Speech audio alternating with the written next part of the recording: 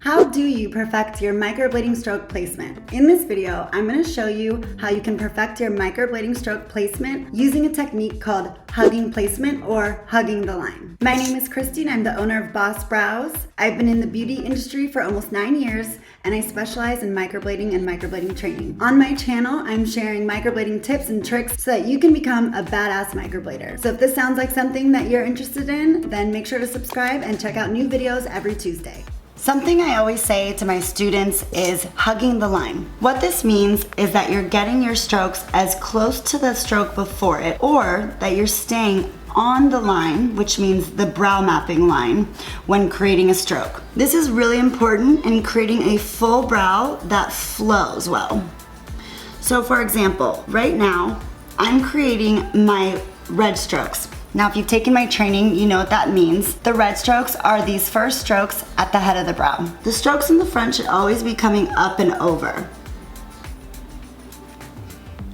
On the last red stroke that I create, I really want to make sure that it lands on this brow mapping line. That way it creates a good sense of movement and flowiness, I guess. I don't even know if that's a word, but it sounds good. So see how it's moving up and over.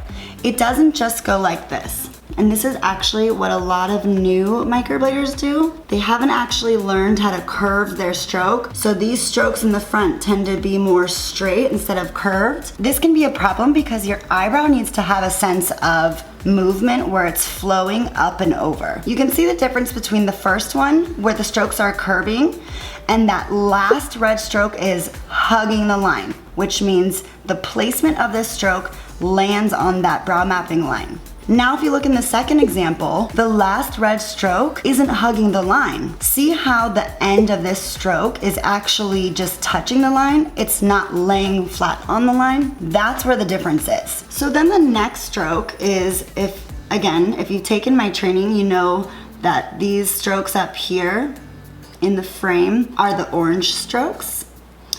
And you always want to make sure that they're pointing towards the tail. But this first orange stroke is really hugging the line, meaning it's laying on that brow mapping line. What a lot of new microblading artists do is they just come from the line and move that stroke down. So instead of the stroke actually moving over and down towards the tail, it's just coming straight down. This doesn't look good because it's actually gonna give this droopy look to the brow. You're not going to fill the entire brow up. So on the top one, this one right here that I'm doing, this is how you're supposed to do it. Orange strokes, or the frame strokes, come on the line and then off a little, especially in the tail right here. It really hugs the line and then just comes off just a little bit. The tail strokes hug the line and then just come off a little. They hug the line, come off a little. Now I have to fill in these staircases. Watch the difference between this eyebrow and the bottom eyebrow. I'm doing it upside down, so it may not look as good, but.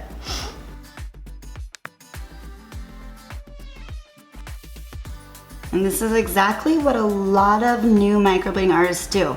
I know I'm guilty of it, and the one trick that will really help you is simply your stroke placement.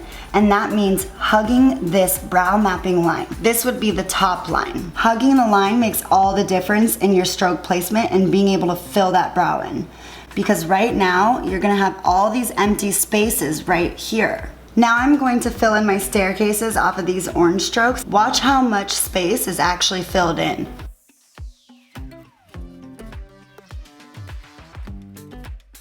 This is also considered hugging the line. Do you see how close these stairs are? They really get to know each other.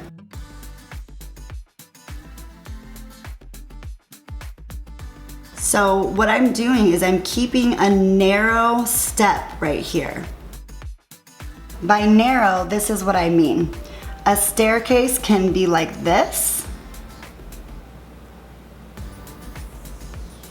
or it can be real tight. See, I'm staggering my next stroke and it's super close to that first stroke, and that's a really narrow staircase, where this one's really wide. Hugging the strokes or keeping a narrow staircase is gonna also help fill in that tail.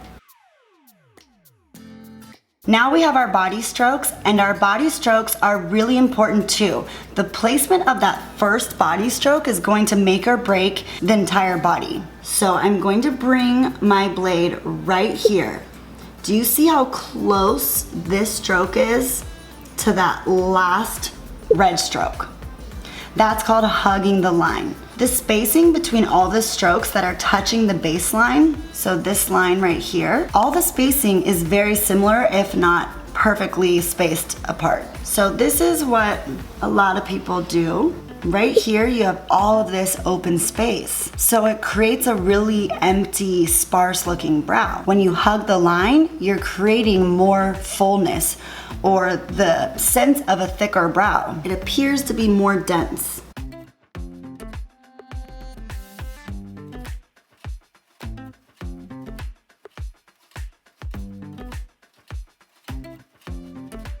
I'm hugging the line, which means I'm just staying on that brow mapping line. Another thing I notice when the placement of these strokes aren't right is that this last yellow stroke is smaller and there's no flow. Normally I give the example of dominoes.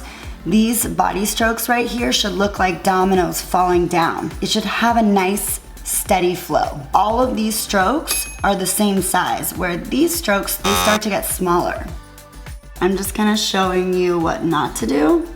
See, again, check out all of this empty space. When you're first learning, this is a huge accomplishment, getting all these strokes down on synthetic skin. But when you want to perfect it, you really need to hug the line, whether it be hugging that brow mapping line or hugging the line, meaning the stroke next to it. That's what I'm referring to. So right here, when our orange strokes or those frame strokes didn't fall on the line or hug the line, do you see how they're pointing down towards the lower arch instead of over and down towards the tail? Look at the difference of where my lower arch is. Look at the difference of where my tail strokes end on each brow. Over here, this brow is going to give the appearance of a lifting, more youthful look because you have these strokes moving up, over, and out. These strokes are moving up and then all of a sudden they drastically move down. And that just really kind of makes the face look droopy and pulls the eyes down. Stroke placement is everything. So now that you know where to place those strokes and how to hug the line, make sure you know how to curve your strokes. So check out this video. It may help you improve the curve of your stroke. And if you want to see more videos like this to help you become a badass microblader, subscribe here.